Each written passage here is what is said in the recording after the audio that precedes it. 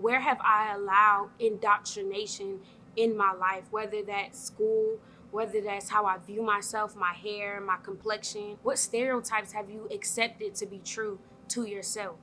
It helped me to start this process of racial healing. What does it look like? What does it feel like? Courageous conversations definitely helped me embody myself.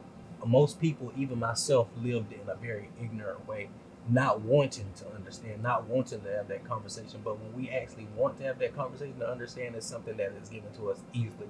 Courageous conversations is giving us a gateway and opening to have this conversation. And if people just listen, I believe that it could change the world majorly. Starts with a conversation, right? That's the central theme here, is having those conversations and sitting in your discomfort. And I don't think progress can be made unless we're humanizing one another. CCGF really made me realize that I have a uniqueness in me that I thought I should hide, but it's something that I should express. I'm the one holding myself, and I want to be proud of who I am, not assimilating myself in a space.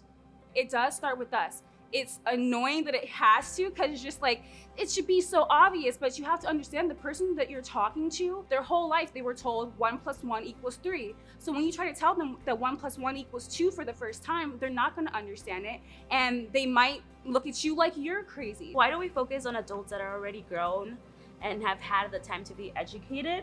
Why do we put their feelings in the front line, but we don't think about how influential it can be to talk about these things to kids that are growing up, and how significant having these conversations can be for them in the future? There is no future if we don't focus on healing our present. So unless we first focus on that, there is no way we can proceed. We need to first reckon with who we are and how we belong to one another. Because this is how we belong to one another. I am not doing what I'm meant to be doing on this earth if it's not having a meaningful impact on the justice in the world.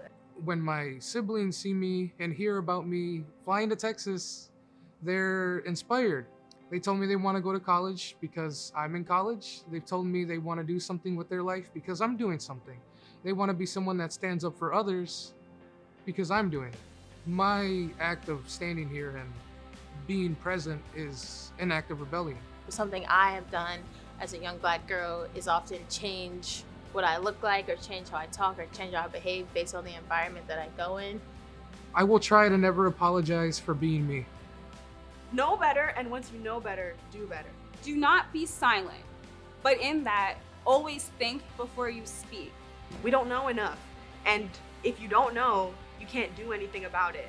So seek out those pieces of information and put yourself in those uncomfortable positions and embrace that uncomfortability, so that we can all get to a better place of understanding each other and then working to dismantle these harmful systems and institutions that we have in this country.